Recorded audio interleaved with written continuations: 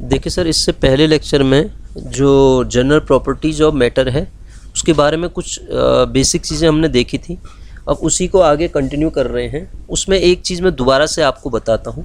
मैंने पहले लेक्चर में भी बताया था, फिर बता रहा हूँ। फ्लूइड वर्ड है, फ्लूइड ना, फ्लूइड की अगर हम बात करें तो इसे तरल कहा जाता है, तरल। दोबारा समझा रहा हूँ मैं इस बात को, ठीक है। फ्लूइड में कौन कौन से आते हैं? जिनमें फ्लो का प्रॉपर्टी होती, फ्लो करने की प्रॉपर्टी होती है ना, फ्लो करने की, ठीक है। फ्लो करने की जो प्रॉपर्टी जिन पदार्थ के अंदर होती है वो फ्लो कर सकते हैं, वो फ्लूइड में आ जाते हैं। तो फ्लूइड के अंदर फ्लो करने की क्षमता होगी आपकी। तो उसके अंदर कौन कौन सी चीज़ें आती हैं? लिक्विड आता है,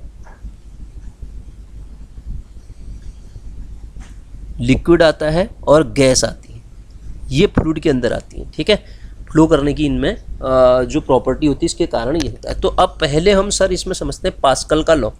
पास्कल ने क्या लॉ दिया था, मैं उसको लिख रहा हूँ, पास्कल के लॉ को ध्यान दीजिएगा, फिर समझाता हूँ मैं आपको क्या चीज़ है। इसको लिख भी देता हूँ मैं, इफ हिंदी में लिख देता हूँ।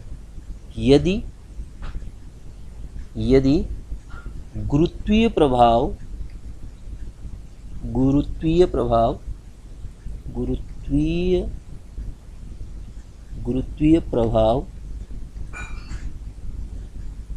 प्रभाव को शून्य माना जाए, गुरुत्वीय प्रभाव को शून्य माना जाए,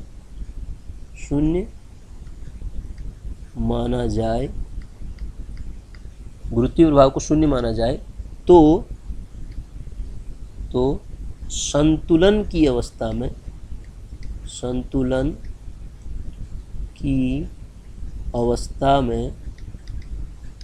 की अवस्था में मतलब इक्विलिब्रियम की जो स्टेज है ना, संतुलन की अवस्था में द्रव के भीतर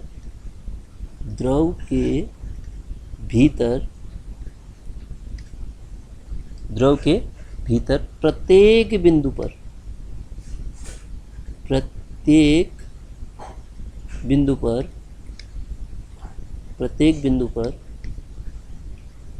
बिंदु पर दाब समान होता है। दाब जो है समान होता है। सर मैंने आपको, अच्छा 1 मिनट पहले, दाब जो होता है समान होता है, ठीक है। इसका मतलब जो गुरुत्व बल को अप्रभावी मानने पर गहराई के साथ द्रव का दाब बढ़ता जाएगा। जितना गहरा होगा, मैंने कल इससे पहले लेक्चर में बताया, जितना गहरा होगा प्रेशर, मतलब ये गहराई जितना नीचे या ऊपर है, ये जितना गहरा होगा उतना प्रेशर जो है इंक्रीज होता जाएगा। गहराई पर प्रेशर, मतलब मैंने पोजीशन बताई थी ना ABC, तो यहाँ पे प्रेशर ज़्यादा होगा, ठीक है। अब ये हमने इससे पहले लेक्चर में पढ़ा था कि कुल द्रव में कुल दाब की अगर आप बात करें तो उसमें क्या होता है, एक तो वायुमंडल का दाब भी होता है, प्लस आप उसमें क्या करते थे, रो HG या DGH कहते थे।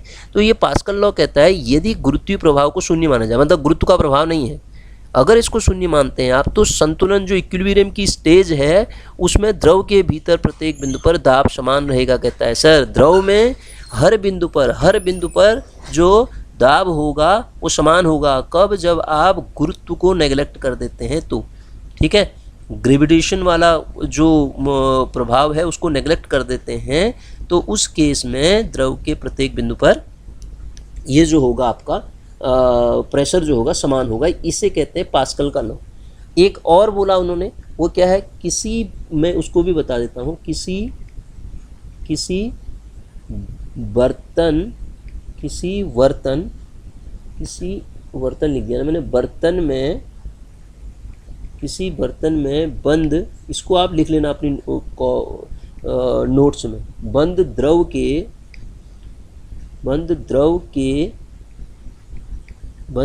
के किसी भाग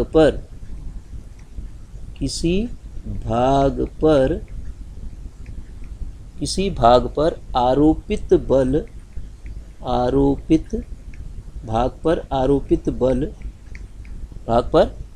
बल द्रव द्वारा सभी दिशाओं में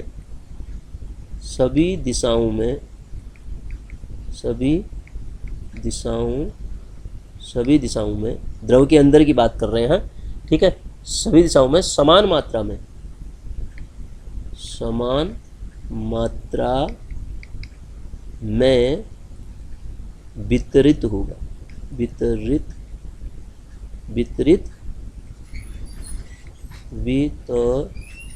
होगा।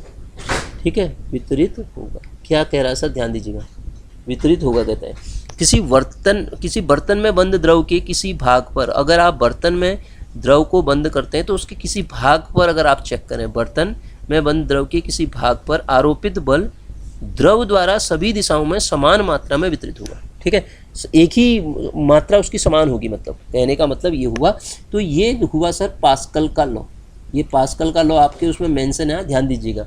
ये क्या है, पास्कल लॉ है। ठीक है, अब मैं ये जो लिक्विड होते हैं ना, इनकी एक बड़ी इंपॉर्टेंट प्रॉपर्टी बता रहा हूँ आपको, ध्यान से सुनिएगा। मैं लिख भी रहा हूँ उसको। वो प्रॉपर्टी क्या है, लिक्विड की जो इम्पोर्टेंट प्रॉपर्टी मैं कहना चाह रहा हूँ वो क्या है, देखिएगा। लिक्विड की एक इम्पोर्टेंट प्रॉपर्टी लिख रहा हूँ मैं यहाँ पे कि इन जनरल जो जितने भी द्रव होते हैं ना, असंपीड्य होते हैं। असंपीड्य का मतलब क्या होता है, दाब देकर असंपीड्य लिख रहा हूँ मैं इसको, असंपीड्य,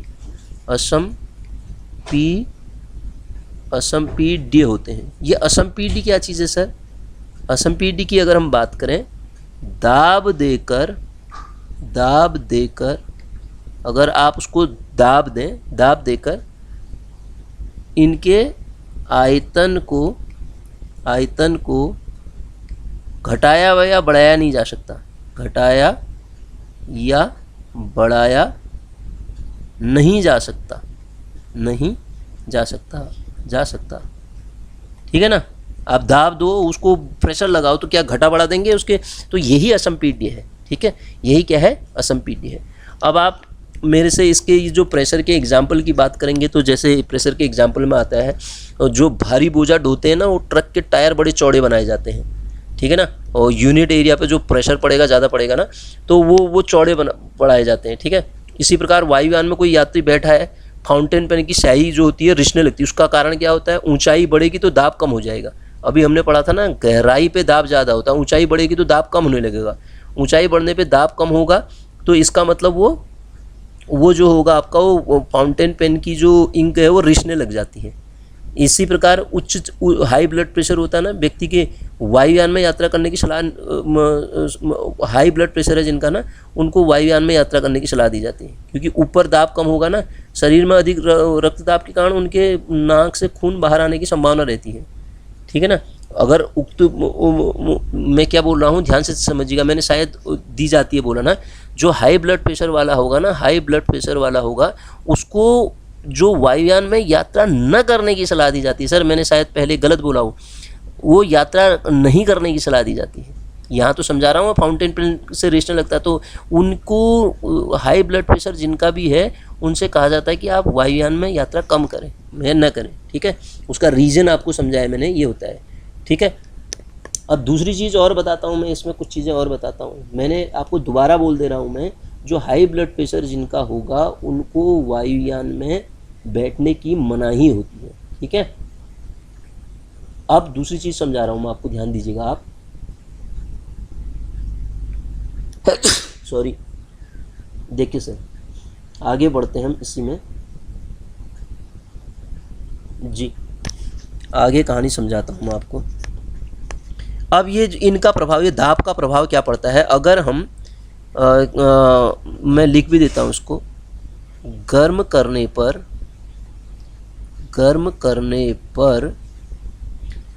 जिन पदार्थों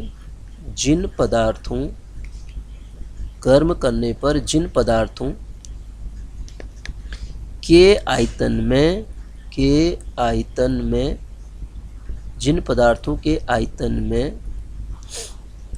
में वृद्धि होती है।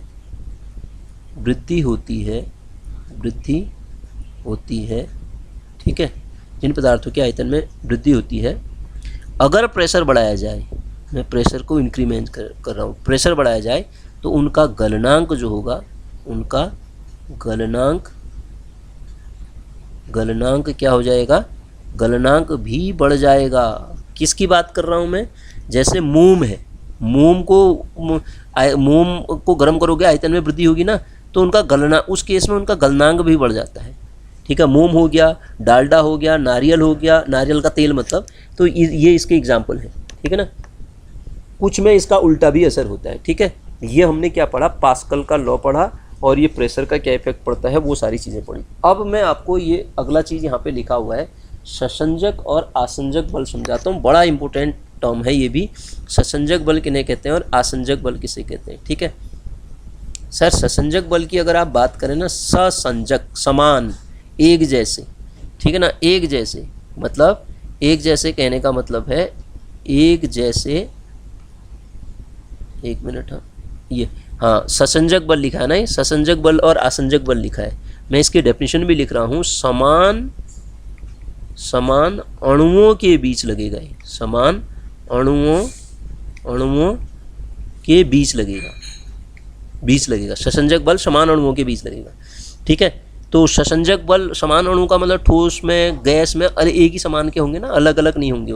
तो ठोस में ज़्यादा होगा ससंजक बल, किससे, द्रव से, ज़्यादा होगा द्रव में गैस से, ठीक है। ये इसका क्रम होता है ससंजक बल का, एक ही जैसे। अब आसंजक वर्ड है, आसंजक बल मैं आपको समझाता हूँ, ये मैं लिख रहा हूँ यहाँ पे, ये ब्लैक बोर्ड, ये वाइट बोर्ड है, इसमें मार्कर से लिख रहा हूँ। तो ये एक मटेरियल है, एक मटेरियल है, तो दो असमान हो गए ना, तो वो आसंजक बल हो गया। आसंजक मतलब असमान अणुओं के बीच, असमान अणुओं के बीच लगने वाला, असमान अणुओं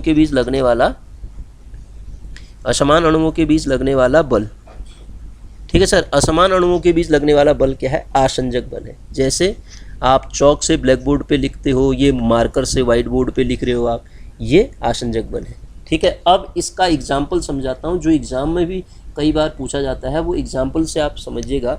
एग्जाम्पल में जैसे ना, जो पारा है, पारा जो है कांच में चिपकता नहीं है, उसका रीजन कांच में नहीं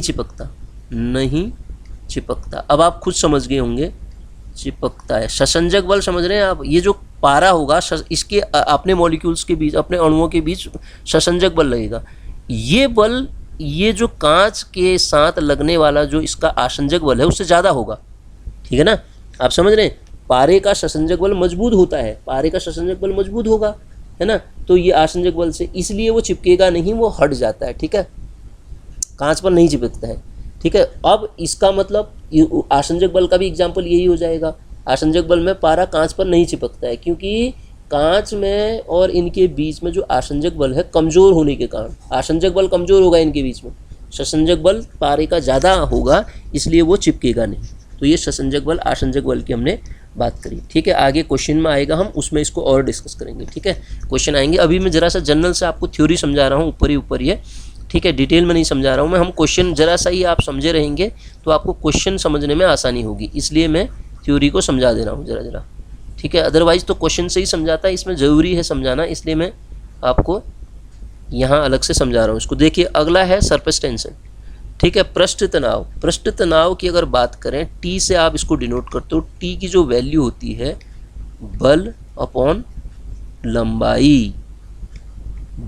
लंबाई से क्या, एकांक लंबाई पर लगने वाला जो बल है आपका, वही क्या है सर, पृष्ठ तनाव है। पृष्ठ पर पृष्ठ तनाव है, ठीक है। किसी द्रव का ऐसा गुण है जिसके कारण वो अपने क्षेत्रफल को न्यूनतम बढ़ाने की कोशिश करता है, ठीक है, न्यूनतम बढ़ाने की चेष्टा करता है, वही आपका क्या है, आपका वो क्या कहलाता है सर, उसको आप सरफेस टेंशन कह देते हैं। अब मेन चीज़, हम हर बार जो चीज़ पढ़ रहे हैं उसका सबसे पहले एसआई मात्रक पढ़ते हैं।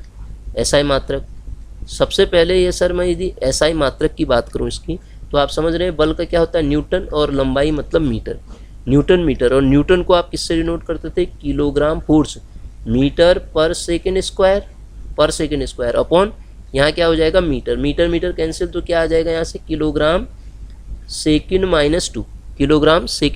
तो अब आप बताओ, इसकी बीमा आपसे कहा जाए सरफेस टेंशन की, तो आप क्या कहेंगे, mt-2 है। इसकी बीमा कितनी है, mt-2 है, ठीक है।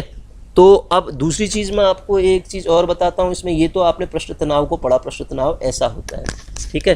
पृष्ठ तनाव ये चीज़ है, यदि किसी भी द्रव के, अगर कोई द्रव है, इसके पृष्ठ का क्षेत्रफल डेल्टा ए हमने क्या कर दिया, बढ़ा दिया। इसको बढ़ाने के लिए हमें अगर डब्लू कार्य करना पड़े तो उस केस में जो पृष्ठ तनाव होगा इसमें, वो जो कार्य करना पड़ रहा है उस एकांक क्षेत्रफल को, डेल्टा क्षेत्रफल को बढ़ाने के लिए, वो पृष्ठ तनाव की वैल्यू हो जाएगी। कार्य अपॉन क्षेत्रफल भी हो गया। फिर अब यहाँ पे ये बल था, बल अपॉन लंबाई, यहाँ कार्य अपॉन क्षेत्रफल द्रव के लिए भी हो जाएगा ये पृष्ठ तनाव। पृष्ठ तनाव की अगर आप बात करोगे तो शहद का, ये जैसे मैंने आपको इससे पहले लेक्चर में भी पढ़ाया था, वहाँ पे हमने श्यानता पढ़ ली थी। यहाँ देखिए शहद का पृष्ठ तनाव ज़्यादा होगा, किससे, पानी से, और इसका केरोसिन से, मतलब एकांक बल लंबाई, एकांक लंबाई पर लगने वाला बल इसमें ज़्यादा लगेगा ना, इसमें इससे कम होगा, और ये केरोसिन में सबसे कम होगा। ये क्वेश्चन भी पूछ देता है, ठीक है। जैसे एग्जाम्पल में इसके आ जाती हैं, वो क्वेश्चन पूछ देता है आपका कि वर्षा की बूंदें, पारे के कण आदि गोलाकार होते हैं क्योंकि द्रव का जो स्वतंत्र पृष्ठ है कम से कम क्षेत्रफल करने का प्रयास करता है, ठीक है। अब जो एक इम्पोर्टेंट चीज़ इसमें मैं पृष्ठ तनाव में आपको समझाने जा रहा हूँ उसको समझिएगा आप। अगर आप टेम्परेचर बढ़ा देते हैं तो पृष्ठ तनाव का मान घट जाता है। टेम्परेचर को आप इंक्रीज कर देंगे तो ये सरफेस टेंशन जो हो जाएगा डिक्रीज हो जाएगा। ये क्वेश्चन आपका डायरेक्ट पूछा जा सकता है, टेम्परेचर बढ़ाने पे सरफेस टेंशन पे क्या इफेक्ट पड़ता है, वो सारी चीज़ें, ठीक है। उसके बाद एक और इम्पोर्टेंट चीज़ बताता हूँ मैं, आपेक्षिक घनत्व तो आपको बता चुका हूँ। अब मैं जो चीज़ बता रहा हूँ आपको, श्यानता गुणांक भी बता चुका हूँ। स्टोक्स लॉ बताता हूँ। स्टोक्स लॉ क्या कहता है सर, कि आर त्रिज्या की कोई गोली है, ठीक है ना, आर रेडियस है, आर रेडियस की कोई गोली है मान लेते हैं, ठीक है। आर त्रिज्या की कोई गोली है, ठीक है। किसी पूर्णतः समांग का मतलब क्या हुआ, पूर्णतः समांग का मतलब क्या होता है, होमोजीनियस, समांग विस्तार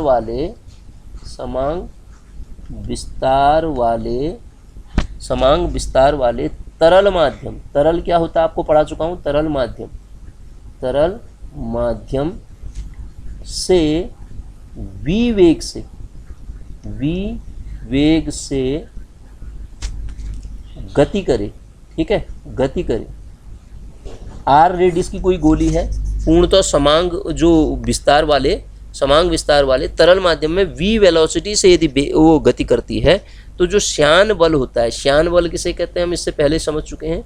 श्यान बल जो होता है, श्यान बल तरल के जो लेयर के बीच में लगने वाला है, श्यान बल जो होता है उसको डिनोट करते हैं F बराबर 6 पाई ईटा। ये ईटा को हम कल पढ़ चुके हैं, ठीक है। R इंटू वी, ईटा मतलब श्यानता गुणांक। तो ये फोर्स की कभी कभी डेफिनेशन, इसकी वैल्यू कितनी होती है पूछ देता है, 6 पाई ईटा RV। इसे कहते हैं आपका स्टोक्स का लॉ कहते हैं, ठीक है। ये स्टोक्स का लॉ क्या करता है, द्रव की श्यानता मापने के काम आता है। द्रव की श्यानता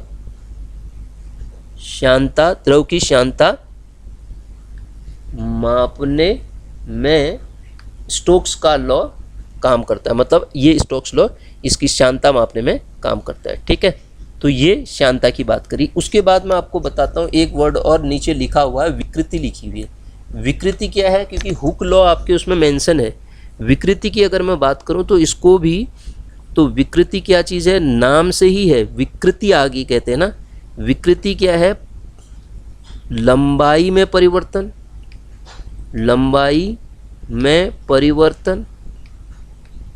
अपॉन प्रारंभिक लंबाई,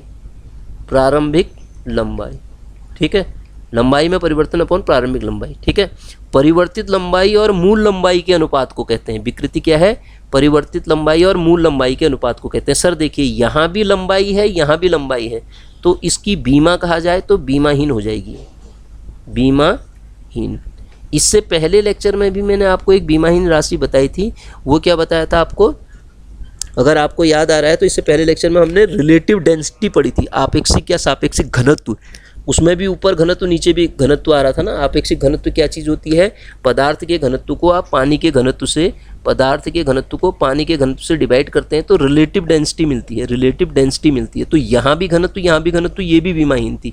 इसी प्रकार विकृति भी कैसी है, एक विमाहीन, विमा नहीं होती इसकी, विमाहीन राशि है। ठीक है, लंबाई में परिवर्तन अनुदैर्घ्य विकृति कहलाएगी आपकी। ठीक है, इसी प्रकार आयतन में परिवर्तन होगा तो आयतन में भी परिवर्तन, आकृति में परिवर्तन। ठीक है, लंबाई में आपने परिवर्तन करा तो अनुदैर्घ्य विकृति होगी, आयतन में परिवर्तन को आयतन विकृति कह देंगे, और जो उसके बाद आकृति में परिवर्तन होगा तो अपरूपण विकृति, वो क्वेश्चन में आएगा, मैं उस समय समझाऊंगा आपको, वो हो जाता है। अगला वर्ड स्ट्रेस आता है, प्रतिबल। प्रतिबल नाम से ही है सर, प्रतिबल की आप बात करें तो प्रतिबल क्या चीज़ है, ये है बल अपॉन क्षेत्रफल, बल अपॉन क्षेत्रफल, क्षेत्रफल, क्षेत्रफल आ गया इसमें। इससे पहले अभी हमने एक चीज़ पढ़ी थी, वो क्या पढ़ा था, उसमें लंबाई वर्ड आ रहा था। ठीक है, लंबाई, बल बट्टे लंबाई सरफेस टेंशन था, प्रतिबल बल बट्टे क्षेत्रफल आ गया। ठीक है, बल बट्टे क्षेत्रफल आ गया, तो इसका मतलब मुझे इसमें SI मात्रक भी पढ़ना पड़ेगा। एकांक क्षेत्रफल में लगने वाला बल प्रतिबल है, एकांक क्षेत्रफल में लगने वाला बल प्रतिबल है, और एकांक लंबाई पर लगने वाला बल जो है वो सरफेस टेंशन है। ध्यान दीजिएगा, प्रतिबल क्या है, बल बट्टे क्षेत्रफल। अगर आप बल का मात्रक लिखते हैं तो न्यूटन मीटर स्क्वायर हो जाएगा, न्यूटन मीटर स्क्वायर, तो इसको न्यूटन मीटर -2 कहेंगे। ठीक है, तो अब जब आप इसकी डायमेंशन लिखेंगे किलोग्राम मीटर पर सेकेंड स्क्वायर इंटू मीटर -2, तो क्या आ जाएगा, किलोग्राम मीटर -1 और सेकेंड -2, सेकेंड -2, ये हो जाएगा ना। अब बीमा बताओ इसकी, बीमा की अगर आप बात करेंगे तो ml -1 t -2, this is dimension of stress, stress की डायमेंशन होगी। तो प्रतिबल भी हमने पढ़ा, विकृति भी पढ़ ली, तो प्रतिबल विकृति से ही ये हुक लॉ निकलता है सर। क्या है ये, हुक का नियम, हुक लॉ। तो हुक लॉ क्या कहता है, प्रतिबल जो होता है ना, प्रतिबल, प्रतिबल, हुक लॉ इतना ही है, प्रतिबल जो होता है, कभी स्टेटमेंट भी डायरेक्ट पूछ देता है इसका, प्रोपोर्शनल टू विकृति होता है। प्रतिबल जो होगा प्रोपोर्शनल टू विकृति हो जाएगा, मतलब प्रतिबल, प्रतिबल बराबर E इंटू विकृति, विकृति, विकृति। यहाँ से E निकाल लो आप, E क्या है यहाँ पे, E की अगर आप बात करेंगे तो ये प्रत्यास्थता गुणांक भी कह सकते हैं इसको, प्रतिबल अपॉन विकृति हो गया, विकृति ऐसा लिखेंगे ना, प्रतिबल अपॉन विकृति हो जाएगा। ठीक है, तो इसका SI मात्रक भी होगा फिर, क्योंकि प्रतिबल का तो होता ही है। ठीक है, तो SI मात्रक क्या हो जाएगा, SI मात्रक निकालोगे न्यूटन मीटर स्क्वायर, विकृति लंबाई है ना में परिवर्तन। तो ये क्या है, हुक का नियम यही कहता है कि प्रतिबल और विकृति आपस में समानुपाती होते हैं, यही हुक का नियम है। ठीक है, ठीक। अब मैं एक चीज़, प्रतिबल, हुक लॉ हमने पढ़ लिया, प्रतिबल पढ़ लिया, तो ये इसमें लगभग थ्योरी इतनी ही थी। ठीक है, उसके बाद इसके क्वेश्चंस को करेंगे। क्वेश्चन इसमें कॉन्सेप्शनल पूछे जाते हैं। एक तो इस चैप्टर से डायमेंशन पूछी जाती है, इसलिए मैं इसको डिटेल में नहीं ले जा रहा हूँ, जैसा आपके एग्जाम में पूछा जाता है उसी तरीके से बता रहा हूँ। डायमेंशन पूछी जाती है, और दूसरा ये हुक लॉ को डायरेक्ट पूछ देगा, प्रतिबल क्या है ये सारी चीज़ें पूछ देगा। तो हमने ये सारी चीज़ें देख ली हैं सर।